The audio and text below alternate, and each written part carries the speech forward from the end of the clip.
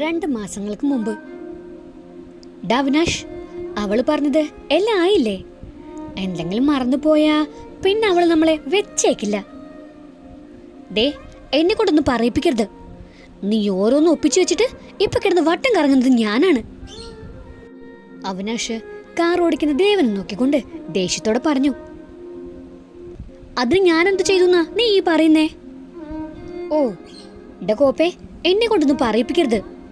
നീ കാരണമല്ലേ അവള് വയറും വീർപ്പിച്ചോണ്ട് നടക്കുന്നേ. അവളെ തന്നെ സഹിക്കാൻ പാടാ. അപ്പോഴാ ഒന്നിന്റെ കൂടെ തള്ളെന്ന് പറയുന്നത് പോലെ ഒരു കുഞ്ഞും. അവളാണെങ്കി ബുദ്ധി വളർച്ചയില്ലാത്ത കുട്ടിയാ. അപ്പോ അവളുടെ വയറ്റിൽ കിടക്കുന്ന നിന്റെ കുഞ്ഞിനും അത്രക്ക ബുദ്ധി നീ പ്രതീക്ഷിച്ചാ മതി. തോന്നിവാസം പറയുന്നോടാ. പോടെ പുല്ലേ. ഓ, ഇനി ഞാനൊന്നും മിണ്ടുന്നില്ല. അവിനാഷ് ദേവനെ നോക്കി പുച്ഛിച്ചുകൊണ്ട് ഫോണെടുത്ത് കുത്തിക്കൊണ്ടിരുന്നു. ദേവനും പിന്നെ അവനെ ശ്രദ്ധിക്കാതെ ഡ്രൈവിംഗിൽ തന്നെ ശ്രദ്ധിച്ചുകൊണ്ടിരുന്നു. പെട്ടെന്ന് എന്തോ കണ്ടതുപോലെ ദേവൻ കാർ നിർത്തി. എന്തോ നടാ, നീ എന്നെ കൊല്ലം കൊണ്ടുപോവാണോ? പെട്ടെന്ന് ബ്രേക്ക് പിടിച്ചപ്പോ അവിനാഷിന്റെ തല ഇടിച്ചുകൊണ്ട് ആദേശത്തിൽ ദേവനോട് ചൂടായി. പക്ഷെ ദേവൻ അതൊന്നും ശ്രദ്ധിക്കാതെ വേറെ എങ്ങോട്ടും നോക്കിക്കൊണ്ടിരിക്കുന്നത് കണ്ട് അവിനാശും അങ്ങോട്ടേക്ക് നോക്കി. ഒരു 28-29 വയസ്സ് തോന്നിക്കും ഒരു ചെറുപ്പക്കാരൻ ആരോടോ ഫോണിൽ സംസാരിച്ച് നിൽക്കുവാണ്. അവിനാഷ് ആ ചെറുപ്പക്കാരനെയും ദേവനെയും മാറി മാറി നോക്കി. ഡാ, ആരത്? നിനക്ക് അവൻ അറിയോ? അവൻ സംശയത്തോട് ചോദിച്ചു. അറിയാം. എങ്ങനെ? ആരത്? പറഞ്ഞാ നീയും അറിയും. അന്നെനിക്ക് ആക്സിഡന്റ് ഉണ്ടാക്കിയത് അവനാണ്. അവൻ പറഞ്ഞത് കേട്ട് അവിനാഷിന്റെ മുഖം ദേഷ്യത്താൽ വലിഞ്ഞു മുറുകി. ദേവാ, വെറുതെ വിടരുത് ആ പന്ന മോനെ. നീ പറഞ്ഞത് വെച്ച് നോക്കുമ്പോ അത് മനഃപൂർവ്വം ആരവനെ കൊണ്ട് ചെയ്യിപ്പിച്ചു തന്നെയാണ്. അവനെ ഫോളോ ചെയ്താ അതാരാണെന്ന് നമുക്ക് അറിയാൻ കഴിയും. അവിനാഷ് പറഞ്ഞത് കേട്ടും ഒന്നും മിണ്ടാതെ പുറത്തേക്ക് തന്നെ അവൻ നോക്കിയിരുന്നു. ഡാ, നിന്നോട് ഞാൻ ഈ സംസാരിക്കുന്നേ. നീ വല്ലതും കേൾക്കുന്നുണ്ടോ? അവനെ വെറുതെ വിടരുത്. അതിനാര് പറഞ്ഞു ഞാൻ അവനെ വെറുതെ വിട്ടെന്ന്? ഒരു കാര്യം എനിക്ക് ഉറപ്പാ, എനിക്ക് പറയത്തക്ക ശത്രുക്കൾ ആരുമില്ല. പിന്നുള്ളത് ആ പ്രിയായിരുന്നു. അതും അവൾക്ക് ശത്രുത എന്നോടായിരുന്നില്ല, ചക്കിയോടായിരുന്നു. ഞാനും ചക്കിയും ഇടപെട്ട് പ്രിയയും വീട്ടുകാരും തമ്മിലുള്ള എല്ലാ പ്രശ്നങ്ങളും സോൾവ് ചെയ്തു കൊടുത്തു. അവരിപ്പോ ഹാപ്പിയാണ്. പോരാത്തതിന് അടുത്ത മാസം പ്രിയയും ഹസ്ബൻഡും UK പോവാണ്. അപ്പോ ഒരു കാര്യം ഉറപ്പാ, ഇതാരോ ചക്കിയെ ടാർഗറ്റ് ചെയ്തുള്ള വരവാ. ദേവൻ പറയുന്നത് കേട്ട് അവിനാഷ് ഒന്ന് ഞെട്ടി. അതേ ഞെട്ടിലൂടെ അവനും ദേവനെ നോക്കി. ദേവാ, നീ പറഞ്ഞു വരുന്നത്? അതെ അവിനാഷ്, ഇത് ചക്കിയാണ് ടാർഗറ്റ് ചെയ്തിരിക്കുന്നത്. അവളിലേക്ക് എത്താൻ ഞാനൊരു തടസ്സമാണ്. അതുകൊണ്ട് ഒരു ആക്സിഡന്റ് ഉണ്ടാക്കി ഞാനില്ലാതായ ഈസിയായി അവർക്ക് ചക്കിയിലേക്ക് എത്താം. പക്ഷേ അതിന് ചക്കിക്കും ആരുമായിട്ടൊരു പ്രശ്നവും ഇല്ല. അതാണ് എനിക്ക് മനസ്സിലാവാത്തെ. ദേവൻ തന്റെ സംശയം അവിനാഷുമായി പങ്കുവച്ചു. അതൊക്കെ നമുക്ക് കണ്ടുപിടിക്കാം. ഇപ്പൊ നമുക്ക് അവനെ ഫോളോ ചെയ്യാം. എന്തെങ്കിലും അറിയാൻ കഴിഞ്ഞാലോ? അവിനാഷ് പറഞ്ഞതിനോട് ദേവന് യോജിച്ചു. ദേവൻ ഫോണെടുത്ത് ചക്കിയെ വിളിച്ചു. ഹോസ്പിറ്റലില് എമർജൻസി ഉണ്ടെന്നും വരാൻ കുറച്ച് ലേറ്റ് ആവുമെന്നും പറഞ്ഞു. പുറത്തുനിന്ന് ആര് വന്നാലും ആരെന്ന് നോക്കിയിട്ട് മാത്രമേ വാതിൽ തുറക്കാവൂ എന്നും പറഞ്ഞ് അവൻ ഫോൺ വെച്ചു. കുറച്ചു കഴിഞ്ഞ് ആ ചെറുപ്പക്കാരൻ ബൈക്ക് സ്റ്റാർട്ട് ചെയ്ത് പോകുന്നത് ദേവനും അവിനാഷും കണ്ടു. അവന് പുറകെ തന്നെ വെച്ച് പിടിച്ചു. കുറച്ചു നേരത്തെ യാത്രയ്ക്കൊടുവില് അവൻ ചെന്ന് നിന്നത് അത്യാവശ്യം വലിയൊരു വീടിന്റെ മുമ്പിലാണ്. ദേവൻ ആരും കാണാതെ ഓരോരുത്തേക്ക് കാർ മാറ്റിയിട്ടു. അവിടെയെങ്ങും ആരും ഇല്ലെന്ന് ഉറപ്പുവരുത്തിയതിനു ശേഷം അവിനാഷും ദേവനും പുറത്തേക്ക് ഇറങ്ങി. അവർ രണ്ടുപേരും ആ വീടും പരിസരവും സൂക്ഷിച്ചു നോക്കി. ആ വീടിന്റെ പരിസരത്താരും താമസിക്കുന്നില്ലെന്ന് അവർക്ക് മനസ്സിലായി. അവർ രണ്ടുപേരും പതിയെ ഗേറ്റിനടുത്തേക്ക് നടന്നു. ഗേറ്റ് ലോക്കല്ലാത്തത് കൊണ്ട് അവർ രണ്ടുപേരും അകത്തേക്ക് നടന്നു. ഫ്രണ്ട് ഡോറ് ലോക്കായതുകൊണ്ട് അവർ വീടിന്റെ പുറകുവശത്തേക്കായി നടന്നു. അപ്പോഴാണ് അടുത്തുള്ള മുറിയിൽ നിന്നും അവൻ സംസാരിക്കുന്നത് കേട്ടത്. ദേവൻ പതിയെ ശബ്ദമുണ്ടാക്കാതെ അവിടെയുള്ള ജനൽ തുറന്ന് അകത്തേക്ക് നോക്കി. അർജുൻ? അകത്ത് ആ ചെറുപ്പക്കാരനോട് സംസാരിച്ചു നിൽക്കുന്ന അർജുനെ കണ്ട് ദേവൻ ഞെട്ടി. ദേവാ, നിനക്ക് അവനെ അറിയോ? അറിയാം, ഇത് ചക്കിയുടെ ഫ്രണ്ടാണ്. ഒരു വട്ടം ഞാൻ കണ്ടിട്ടുണ്ട്. അന്ന് ചക്കി പനി പിടിച്ച് ഹോസ്പിറ്റലിൽ കിടന്നപ്പോ അവനന്ന് ഹോസ്പിറ്റലിൽ വെച്ചുണ്ടായ എല്ലാ കാര്യങ്ങളും അവിനാഷിനോട് പറഞ്ഞു. എല്ലാം കേട്ട് കരയണോ ചിരിക്കണോ എന്നറിയാത്ത അവസ്ഥയിലാണ് അവിനാഷ് ദേവനെ നോക്കിയത്. ഈ സാഹചര്യത്തിൽ ചിരിച്ച തന്റെ ആരോഗ്യനില ഗുരുതരാവസ്ഥയിലാവുമെന്നറിയാവുന്നത് കൊണ്ട് ചിരി കൺട്രോൾ ചെയ്ത് നിന്നു. ദേവാ, ഈ അർജുനും അവൻ തമ്മിൽ എന്താ ബന്ധം? എനിക്കറിയില്ല. അർജുനെ ഞാൻ അന്നാ ആദ്യമായിട്ട് കാണുന്നേ, പിന്നെ കണ്ടിട്ടില്ല. അത് പിന്നെ സംസാരിക്കാം. ഇപ്പോ ഇവരെന്താ സംസാരിക്കുന്നത് നോക്കാം നമുക്ക്. രാഹുൽ, എന്തായി കാര്യങ്ങള്? അവളെ, എന്റെ ശിഖയെ കാണാൻ കഴിഞ്ഞോ? ഇല്ല അർജുൻ, അവള് ആ ഫ്ലാറ്റിൽ തന്നെയാ മുഴുവൻ സമയവും. അകത്തു നിന്നും ഒന്ന് പുറത്തേക്ക് ഇറങ്ങുന്നുകൂടിയില്ല. പിന്നെ എനിക്ക് ആ ഫ്ലാറ്റിൽ കയറി നോക്കാനൊന്നും പറ്റില്ലല്ലോ. അതിന് ഞാൻ ശ്രമം നടത്തി നോക്കി. പക്ഷേ എങ്ങനെയും അവളെ കാണാൻ നീ ശ്രമിക്കണം. അവളുടെ മനസ്സിൽ ആ ദേവനെ സാക്ഷാൽ പരമശിവന്റെ സ്ഥാനമാ. ആദ്യം അതില്ലാതാക്കണം. അങ്ങനെ എന്തെങ്കിലുമൊക്കെ അവനെ പറ്റി പറഞ്ഞാൽ അവൾ അത് കണ്ണടച്ച് വിശ്വസിക്കില്ല. അതിന് തക്കതായ തെളിവുകളും വേണം.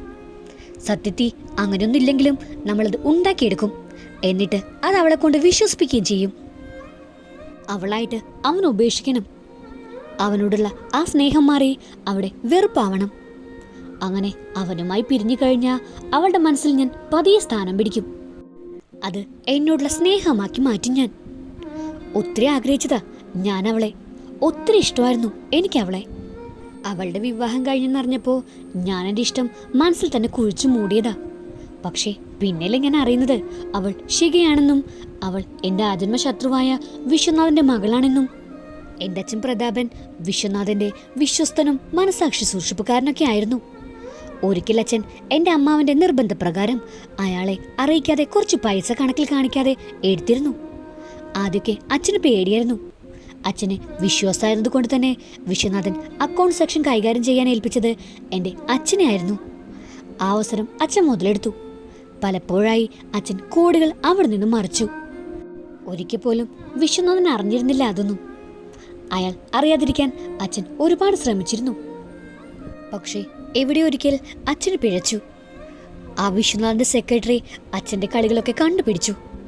അതിൻ്റെ തെളിവുകൾ വിശ്വനാഥനെ കാണിച്ചു. അങ്ങനെയാണ് എൻ്റെ അച്ഛനെതിരെ അയാൾ കേസ് കൊടുത്തത്. വേറെ വഴിയില്ലാതെ അച്ഛൻ വിശ്വനാഥനെ കണ്ട് അയാളുടെ കാല് പിടിച്ച് മാപ്പ് പറഞ്ഞു. പക്ഷേ അയാൾ ക്ഷമിക്കാൻ തയ്യാറായില്ല. അയാളുടെ മുന്നിൽ തോൽക്കാൻ അച്ഛനും കഴിയില്ലായിരുന്നു. അതുകൊണ്ടാണ് അയാളുടെ 2 വയസ്സുള്ള മകളെ തട്ടിക്കൊണ്ടുപോവാൻ കൊട്ടേഷൻ കൊടുത്തത്. പക്ഷെ അവിടെയും പിഴച്ചു. അവൾ അവരുടെ കയ്യിൽ നിന്നും രക്ഷപ്പെട്ടു. അവളെ വെച്ച് കേസിൽ നിന്നും രക്ഷപ്പെടാനായിരുന്നു അച്ഛൻ്റെ പ്ലാൻ. അച്ഛനാണ് മകളെ കാണാത്തതിന്റെ പിന്നിലെന്നറിഞ്ഞപ്പോ വിശ്വനാഥൻ അച്ഛനെ ചെന്ന് കണ്ട് സംസാരിച്ചു. ആ അവസരം അച്ഛൻ പ്രയോജനപ്പെടുത്താൻ നോക്കി.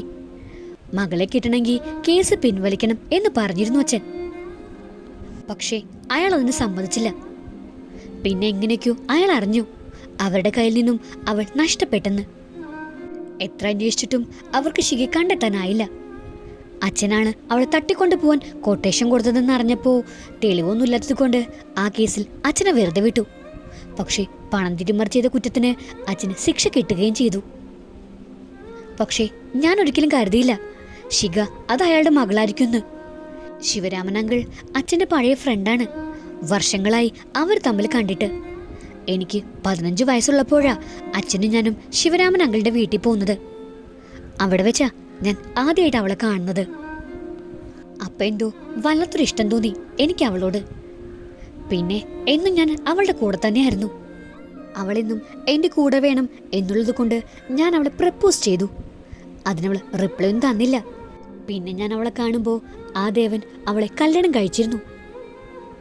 പക്ഷേ ഇപ്പം ഞാൻ അവളെ സ്വന്തമാക്കാൻ ആഗ്രഹിക്കുന്നത് അവളോടുള്ള എൻ്റെ സ്നേഹം കൊണ്ടൊന്നുമല്ല, അവളുടെ അച്ഛനോടുള്ള എൻ്റെ പ്രതികാരം വീട്ടാനാണ്. എൻ്റെ അച്ഛൻ ആ ജയിലിൽ കിടന്ന് അനുഭവിച്ചതൊക്കെ അവളെ കൊണ്ട് ഞാൻ കണക്ക് പറയിപ്പിക്കും. അതിനവൾ എൻ്റെ കൂടെ വേണം. അവൻ ഒരു തരം ക്രൂരഭാവത്തോടെ പറഞ്ഞു നിർത്തി. രാഹുൽ അവനെ തന്നെ നോക്കി നിൽക്കുമായിരുന്നു. എല്ലാം കേട്ടിട്ട് അവിനാശനും ദേവനും അവരുടെ ദേഷ്യം കൺട്രോൾ ചെയ്തു നിന്നു. ദേവാ, നിന്നെപ്പോലെ എനിക്കും ആ മക്കളെ കൊല്ലാനുള്ള ദേഷ്യമുണ്ട്. എൻ്റെ അനിയത്തിയുടെ ജീവിതം വെച്ചാ അവർ രണ്ടുപേരും കൂടി ഇല്ലാതാക്കാൻ നോക്കുന്നേ. ചക്കിയെ ഞാൻ എൻ്റെ സ്വന്തം കൂടപ്പിറപ്പായിട്ട് കണ്ടിട്ടുള്ളൂ. അതുപോലെ തന്നെ നീയും എനിക്ക്. നിന്റെ നോട്ടത്തിൻ്റെ അർത്ഥം എനിക്ക് മനസ്സിലാവുന്നുണ്ട് ദേവാ. നീയും ചക്കിയും ഇപ്പൊ ലൈഫിലെ ഏറ്റവും നല്ല ടൈമിലാണ് കടന്നു പോകുന്നത്. കുറച്ച് മാസങ്ങൾ കഴിഞ്ഞാൽ നിങ്ങൾക്കിടയിലേക്ക് ഒരാൾ കൂടി വരും. ആ കുഞ്ഞുമൊത്ത് സന്തോഷത്തോടെ നിങ്ങൾ ജീവിക്കണം. അത് കാണാനാ ഞാൻ ആഗ്രഹിക്കുന്നത്. എന്റെ അവിനാഷ്, നീ ഇത് എങ്ങോട്ടേക്കാ പോകുന്നേ? എന്റെ ദേവ, നീ കുറച്ച് നേരത്തേക്കൊന്നും മിണ്ടാതിരിക്കൂ. ഒരു 5 മിനിറ്റ്. അപ്പോ ഞാൻ ചോദിക്കാതെ തന്നെ നിനക്കെല്ലാം മനസ്സിലാവും. ഡ്രൈവ് ചെയ്യുന്നതിനിടയിൽ അവിനാഷ് ദേവനോട് പറഞ്ഞു. അവനോട് എത്ര ചോദിച്ചാലും പറയില്ലെന്ന് മനസ്സിലായതും ദേവൻ പിന്നെ ഒന്നും മിണ്ടാൻ നിന്നില്ല. കൃത്യം 5 മിനിറ്റ് ആയപ്പോ ഒരു ഗോഡൌണിന്റെ മുന്നിൽ അവന്റെ കാർ നിന്നു. അവിനാഷും ദേവനും കാറിൽ നിന്നിറങ്ങി. ദേവൻ ചുറ്റിനും സംശയത്തോടെ നോക്കി. അപ്പോഴേക്കും അകത്തുനിന്ന് ഒരു 10-40 വയസ്സ് പ്രായമുള്ള ഒരാൾ പുറത്തേക്ക് വന്നു. സാറേ, എന്തായി തേജസ്സേട്ടാ? പറഞ്ഞതുപോലെ എല്ലാം ചെയ്തില്ലേ? അവന് കുറച്ച് അഹങ്കാരം കൂടുതലായിരുന്നു സാറേ. സാരമില്ല, നമ്മുടെ പിള്ളേര് അതൊക്കെ തീർത്തു കൊടുത്തിട്ടുണ്ട്. തേജസ്സേട്ടാ, ഞാൻ പറഞ്ഞതല്ലേ ഒടുവും ചതവും ഒന്നും ഉണ്ടാവാൻ പാടില്ലെന്ന്. അവൻ കുറച്ച് ഗൗരവത്തിൽ ചോദിച്ചു. ദേവനാണെങ്കിൽ പോട്ടൻ ആട്ടം കാണുന്നത് പോലെ എന്താ നടക്കുന്നതെന്ന് നോക്കി നിൽക്കുമായിരുന്നു. ഏയ്, അതൊന്നുമില്ല സാറേ. പ്രത്യേകം പറഞ്ഞിട്ടുണ്ട് ഒരു പാട് പോലും ഉണ്ടാവരുതെന്ന്. അത് നമ്മുടെ പിള്ളേരോട് പറഞ്ഞിരുന്നു. അവരത് വേണ്ട വിധം കൈകാര്യം ചെയ്തു. അതിനവൻ ഒന്ന് മൂളുക മാത്രം ചെയ്തു. എന്നിട്ട് ദേവനെ തിരിഞ്ഞു നോക്കി. അവനാണെങ്കിൽ എന്താ കഥ എന്നും പറഞ്ഞ് നിൽക്കുമായിരുന്നു. ഡാ, ഇവിടെ എന്താ നടക്കുന്നേ? എനിക്കൊന്നും മനസ്സിലാവുന്നില്ല. നീ അകത്തേക്ക് വാ, ഇപ്പൊ എല്ലാം മനസ്സിലാക്കി തരാം. അവിനാഷ് ദേവന്റെ കൈയും പിടിച്ച് അകത്തേക്ക് നടന്നു. അകത്ത് കുറച്ച് ചെറുപ്പക്കാർ പിള്ളേര് ഇരുന്ന് സംസാരിക്കുന്നുണ്ടായിരുന്നു. കാണുമ്പോ തന്നെ മനസ്സിലാവും അതൊരു കൊട്ടേഷൻ ടീമാണെന്ന്. അവിനാഷ് ദേവനെയും കൊണ്ട് അടച്ചിട്ടിരിക്കുന്ന ഒരു മുറിയിലേക്ക് പോയി. അവിടെ കൈകാലുകൾ ബന്ധിച്ചിരിക്കുന്ന രാഹുലിനെ കണ്ട് ദേവൻ അന്തിച്ചു നിന്നു.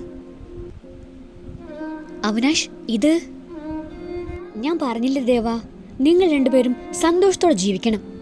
അതിനുവേണ്ടി ഇത്. ഇനി ഇവനെ എന്ത് ചെയ്യണമെന്ന് നിനക്ക് തീരുമാനിക്കാം. ദേവനോട് പറഞ്ഞുകൊണ്ട് അവിനാഷ് തോമസിനെ കണ്ടു കാണിച്ചു. അതിന്റെ അർത്ഥം മനസ്സിലാക്കിയതുപോലെ അയാൾ തല കുലുക്കിയിട്ട് മുറിക്ക് പുറത്തു പോയി കുറച്ച് കഴിഞ്ഞ് ഒരു ബക്കറ്റിൽ വെള്ളവുമായി തിരിച്ചു വന്നു. ആ വെള്ളം മുഴുവൻ അവന്റെ തല വഴി ഒഴിച്ചു. ശരീരത്തിലേക്ക് വെള്ളം വീണപ്പോ രാഹുൽ ആയാസപ്പെട്ട് കണ്ണുകൾ തുറന്നു. ആ കണ്ണുകൾ അടഞ്ഞു പോകുന്നുണ്ടായിരുന്നു. അവൻ ബുദ്ധിമുട്ടി കണ്ണുകൾ തുറക്കാൻ ശ്രമിച്ചു. ഒടുവിൽ ശ്രമപ്പെട്ട് കണ്ണുകൾ തുറന്നു. തന്റെ മുന്നിൽ തോമസ് നിൽക്കുന്നത് കൊണ്ട് ദേവനെയോ അവിനാശിനെയോ അവൻ കണ്ടിരുന്നില്ല. നിങ്ങളൊക്കെ ആരാ? എന്നെന്തിനാ പിടിച്ചോണ്ട് വന്നേ? അവശതയോടെ അവൻ തന്റെ മുന്നിൽ നിൽക്കുന്ന തോമസിനെ നോക്കി ചോദിച്ചു. അതിനുള്ള ഉത്തരം ഞങ്ങൾ തരാം. അവിനാഷ് പറഞ്ഞുകൊണ്ട് അവന്റെ മുന്നിലേക്ക് ചെന്ന് നിന്നു. അവിനാഷിനെ കണ്ട് രാഹുൽ ഒന്ന് ഞെട്ടി. അവനെ തന്നെ നോക്കി നിൽക്കുന്ന ദേവനെ കണ്ടപ്പോ അവന് കാര്യങ്ങളെല്ലാം മനസ്സിലായി. ഇപ്പൊ നിനക്ക് മനസ്സിലായോ എന്തിനാ നിന്നെ ഇവിടെ കൊണ്ടുവന്നെന്ന്? ഇല്ല, എനിക്കറിയില്ല. നിങ്ങളൊക്കെ ആരാ? അവൻ പതർച്ച മറച്ചു വെച്ചുകൊണ്ട് ചോദിച്ചത് മാത്രമേ അവന് ഓർമ്മയുള്ളൂ. ദേവൻ അവനെ കസരയോട് കൂടി ചവിട്ടി താഴേക്കിട്ടു. നീയും നിന്റെ പുന്നാര മോനും കൂടി ചെയ്തത് ഞങ്ങൾ ആരും അറിയില്ലെന്ന് കരുതിയോ? എല്ലാവരുടെ തന്നെയാടാ ഞങ്ങൾ ഇവിടെ എത്തിയത്. എനിക്ക് ആക്സിഡന്റ് ഉണ്ടായ അന്ന് ഞാൻ ആ ലോറിയിൽ നിന്നെ വ്യക്തമായി കണ്ടതാണ്. പിന്നെ മിണ്ടാതിരുന്നത് നിന്നെ കണ്ടുപിടിക്കാനാണ്. ഇനി നിനക്ക് രക്ഷയില്ല. അല്ല, നിന്റെ പ്രിയ കൂട്ടുകാരൻ അർജുനെ നീയായിരുന്നല്ലോ അവന് എല്ലാത്തിനും കൂട്ടുന്നത്. അപ്പോ ജീവൻ ആദ്യം എടുക്കേണ്ടത് നിന്റെ തന്നെയാണ്. ഒരു തരം ക്രൂരഭാവത്തോടെ ദേവൻ പറഞ്ഞത് കേട്ട് രാഹുൽ ഒന്ന് വിറച്ചു. അവരുടെ കയ്യിൽ നിന്നും തനിക്ക് രക്ഷയില്ലെന്ന് അവന് മനസ്സിലായി. എന്നെ ഒന്നും ചെയ്യരുത്. ഞാൻ ഇനി ഒരു പ്രശ്നം ഉണ്ടാക്കില്ല. പ്ലീസ്, എന്നെ വെറുതെ വിടണം. അവന്റെ ആ കരച്ചിൽ പോലും ദേവന് ഒരു ലഹരിയായിരുന്നു. അവിനാശും അവന്റെ കരച്ചിൽ കേട്ടുകൊണ്ടിരുന്നു. തോമസ് ഒന്ന് പുറത്തേക്ക് പോയി കുറച്ചു നേരം. പിന്നെ വന്നത് ഒരു ബാഗുമായിട്ടാണ്. അവിനാഷ് ആ ബാഗ് വാങ്ങി അതിൽ നിന്നും സിറിഞ്ചും ഒരു ഡ്രഗ് ബോട്ടിലും പുറത്തെടുത്തു. അത് കണ്ട് ദേവന്റെ ചുണ്ടിൽ ഒരു ചിരി വിരിഞ്ഞു. ആ സിറിഞ്ചിലേക്ക് ഡ്രഗ്സ് കയറ്റി അത് ദേവന്റെ കൈ കൊടുത്തു. അത് വാങ്ങി ദേവൻ മുന്നോട്ടേക്ക് നടന്നു. അപ്പോ രാഹുലിന്റെ കരച്ചിൽ ശക്തമായി കൂടിക്കൊണ്ടു വന്നു. ദേവൻ തോമസിനെ കണ്ണ് കാണിച്ചു. അത് മനസ്സിലായതുപോലെ അയാൾ മറഞ്ഞു വീണ കസേര നേരെ പൊക്കിയെടുത്ത് നേരെ വെച്ചു. രാഹുലിനെ നോക്കി ഒരു ഗൂഢമായി ചിരിച്ചുകൊണ്ട് അവൻ ആ ഡ്രഗ്സ് അവന്റെ കഴുത്തിൽ തന്നെ ഇഞ്ചക്ട് ചെയ്തു. വേദനയാൽ അവന്റെ കരച്ചിൽ അവിടെ ആകമാനം മുഴങ്ങിക്കേട്ടു. തോമസ് ഏട്ടാ, പറഞ്ഞതുപോലെ തന്നെ ചെയ്തേക്ക്. എല്ലാം കഴിഞ്ഞ് പോകാൻ നേരം അവിനാഷ് തോമസിനോട് പറഞ്ഞു. അതിനയാൾ ഒന്ന് മൂളുക മാത്രം ചെയ്തേ. അവിനാഷും ദേവനും കാലിൽ കയറി. നിനക്കെങ്ങനെ അയാളറിയാം? സംശയത്തോടുള്ള ദേവന്റെ ചോദ്യം കേട്ട് അവിനാഷ് ഒന്ന് ചിരിച്ചു. അത് തോമസ് വലിയ ഗുണ്ടയാണ്. നീ ഓർക്കുന്നുണ്ടോ ഒരിക്കൽ ഞാൻ ഒരാളെ റോഡിൽ നിന്ന് രക്ഷിച്ച് ഹോസ്പിറ്റലിൽ എത്തിച്ച് ബ്ലഡൊക്കെ കൊടുത്തെന്ന് പറഞ്ഞത്? അത് തോമസ് ഏട്ടനാണ്. അന്ന് തോമസ് ഏട്ടൻ പറഞ്ഞിരുന്നു എന്താവശ്യമുണ്ടെങ്കിലും ഒന്ന് വിളിച്ചാൽ മതിയെന്ന്. ഇതുവരെ അങ്ങനൊരു ആവശ്യം വന്നില്ല, പക്ഷേ ഇന്ന് വന്നിരിക്കുന്നു. ഇനി ഇതുപോലെ അടുത്ത നമ്മൾ തീർക്കുന്നത് അർജുനെയാണ്. ആരും അറിയാതെ തന്നെ അവനെയും നമ്മൾ ഇല്ലാതാക്കും. ദേവേട്ടനെ ഇവിടെ ഇരിക്കുവാണോ? ചക്കിയുടെ ശബ്ദമാണ് അവനെ ചിന്തകളിൽ നിന്നുണർത്തിയത്. ആ, നീ എഴുന്നേറ്റോ എന്നും ചോദിച്ച് അവൻ അവളുടെ അടുത്തേക്ക് ചെന്നു. വാ, ഉറങ്ങി എഴുന്നേറ്റല്ലേ, ചെന്നിട്ട് നമുക്കൊരു ചായ കുടിക്കാം. ഉച്ചയ്ക്ക് ഉറങ്ങാൻ കയറിയതാ നീ, ഇപ്പോ വൈകുന്നേരമായി. ചെല്ല് എന്നും പറഞ്ഞ് അവൻ അവളെ ബാത്റൂമിലേക്ക് കയറ്റി. അവൾ മുഖം കഴുകി വന്ന് അവളെയും കൊണ്ട് താഴേക്ക് പോയി. എല്ലാവരും ഒപ്പം ചായ കുടിച്ച് സംസാരിച്ചു. കുറച്ചു കഴിഞ്ഞ് ദേവനൊരു ഫോൺ വന്നു. അവൻ മാറുന്നു സംസാരിച്ച് അത് കഴിഞ്ഞ് അവൻ അകത്തേക്ക് വന്നു. അച്ഛാ, ഞാൻ ഇന്ന് പുറത്തേക്ക് പോയിട്ട് വരാം. അവൻ പറഞ്ഞത് കേട്ട് എല്ലാവരും അവനെ സംശയത്തോടെ നോക്കി. എവിടേക്കാ ദേവാ? അവിനാശും അമ്മയും വരുന്നുണ്ട്, അവരെ വിളിക്കാൻ പോവാ.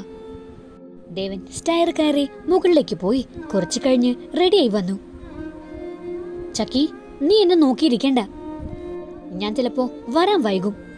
അവിനാശും അമ്മയും ഒന്ന് തറവാട്ടി കയറിയിട്ടേ വരൂ, അതുകൊണ്ട് ലേറ്റ് ആവും. ഫുഡ് മേടിച്ചിട്ടൊക്കെ കഴിച്ചിട്ട് സമയത്തിന് കിടന്നോണം. അവൻ പറഞ്ഞതിന് അവൾ തല കുലുക്കി സമ്മതിച്ചു. ആദ്യം തന്നെ എയർപോർട്ടിൽ പോയി അവിടെ നിന്നും അവരെ പിക്ക് ചെയ്ത് അവിനാശൻ തറവാട്ടിലേക്ക് പോയത്. അമ്മയെ അവിടെ ഇറക്കി അത്യാവശ്യമുണ്ടെന്ന് പറഞ്ഞ് അവിടെ നിന്നും അവരുടെ ലക്ഷ്യസ്ഥാനത്തേക്ക് പോയി. അരമണിക്കൂർ യാത്രയ്ക്ക് ശേഷം അവരുടെ കാറ് ആൾ താമസമില്ലാത്ത ഒരിടത്തേക്ക് വന്നു നിന്നു. ദേവനും അവിനാശും അവിടെ നിന്ന് ഇറങ്ങി. രണ്ടുപേരും അകത്തേക്ക് പോയി. അകത്ത് ഹരിയും തോമസും ഉണ്ടായിരുന്നു. ആ ദേവേട്ടാ, എല്ലാം റെഡിയാണ്. അവൻതാ ആ മുറിയിലുണ്ട്. ഹരി ഒരു മുറിയിലേക്ക് ചൂണ്ടിക്കാണിച്ചുകൊണ്ട് പറഞ്ഞതും ദേവൻ അങ്ങോട്ടേക്ക് നടന്നു. ഒപ്പം ബാക്കിയുള്ളവരും. അവൻ ആ മുറിയിൽ കയറി വാതിൽ തുറന്നു. വാതിൽ തുറക്കുന്ന ശബ്ദം കേട്ട് അങ്ങോട്ടേക്ക് നോക്കിയ അർജുൻ ദേവനെ കണ്ടു ഞെട്ടി. എന്താ അർജുൻ, സുഖമാണോ? പുച്ഛത്തോടെ ചോദിച്ചുകൊണ്ട് ദേവൻ അവന്റെ അടുത്തേക്ക് ചെന്നു. അർജുൻ അപ്പോഴും ചില സംശയങ്ങൾ ഉണ്ടായിരുന്നു. അവൻ അതേ സംശയഭാവത്തോടെ ദേവനെ നോക്കി. ഈ നോട്ടത്തിന്റെ അർത്ഥം എനിക്ക് മനസ്സിലാവും. അതെ, നിന്റെ ഊഹം ശരിയാണ്. എനിക്ക് എല്ലാം അറിയാം, നിന്റെ ഉദ്ദേശം എന്താണെന്ന് ഉൾപ്പെടെ. അതുപോലെ നിന്റെ കൂട്ടുകാരൻ രാഹുൽ, അവന്റെ മരണം ദാ ഈ കൈകൊണ്ടായിരുന്നു. ഇപ്പോ നിന്റെയും. ദേവൻ പറഞ്ഞത് കേട്ട് അർജുൻ ശരീരം ഒന്ന് വിറച്ചു. രാഹുൽ മരിച്ചതല്ല, ആരോ കൊന്നതാണെന്ന് അറിയാമായിരുന്നെങ്കിലും അതിനു പിന്നില് ദേവനായിരിക്കുമെന്ന് ഒരിക്കലും കരുതിയില്ല. അവന്റെ മുഖത്ത് പേടി തളം കെട്ടി. ഹരി! ആ ഒരു വിളി ആ മുറിയിലാകെ മുഴക്കി കേട്ടു. ഹരി ഒരു ബാഗ് കൊണ്ടുവന്നു. അതിൽ നിന്നും അവൻ ഒരു സിറിഞ്ച് എടുത്തു. അതിൽ പലതരത്തിലുള്ള പോയിസൺ നിറച്ചു. അത് എല്ലാം കാണെ അർജുന്റെ ശരീരം പേടികൊണ്ട് വിറച്ചുകൊണ്ടിരുന്നു. നിനക്ക് സുഖമായിട്ടൊരു മരണം, അതാണ് ഞാൻ തരുന്നത്. ശരീരത്തിലെ ഓരോ അണുവിലും ഈ പോയിസൺ എത്തുമ്പോൾ നിനക്കുണ്ടാവുന്ന വേദന നീ അറിയണം. അങ്ങനെ അറിഞ്ഞറിഞ്ഞ് നീ മരിക്കണം. പേടിയുള്ള അവന്റെ നോട്ടത്തെ പാടെ അവഗണിച്ചുകൊണ്ട് അവൻ ആ പോയിസൺ അർജുന്റെ ശരീരത്തിലേക്ക് ഇഞ്ചക്ട് ചെയ്തു. അവന്റെ കണ്ണുകൾ അടഞ്ഞു വന്നു. തോമസ് ഏട്ടാ, ഇവിടെ തന്നെ ഉണ്ടാവണം. അവന്റെ ശരീരത്തിൽ നിന്നും അവസാന ശ്വാസം നിലയ്ക്കുന്നത് വരെ. അത് കഴിഞ്ഞിട്ട് എന്ത് വേണമെന്ന് അറിയാലോ? അറിയാം സാറേ, ഞാൻ ചെയ്തോളാം. അങ്ങനെ അവർ അവിടെ നിന്നും തിരിച്ചു പോന്നു. ഏറെ രാത്രി ആയതുകൊണ്ട് ആരെയും ശല്യം ചെയ്യാതെ ദേവൻ സ്പെയർ കീ ഉപയോഗിച്ച് വാതിൽ തുറന്ന് അകത്തേക്ക് കയറി. അവിനാഷ് ഹരിയോടൊപ്പം അവന്റെ മുറിയിലേക്ക് പോയി. ദേവൻ മുറിയിൽ ചെല്ലുമ്പോൾ ചക്കി സുഖമായി കിടന്നുറങ്ങുന്നത് കണ്ടു. അവൻ ചെന്ന് ഫ്രഷായിട്ട് അവളുടെ അടുത്തേക്ക് കിടന്നു. പതി അവളുടെ വശത്തേക്ക് ചെരിഞ്ഞ് വയറിലൂടെ കൈയിട്ടു.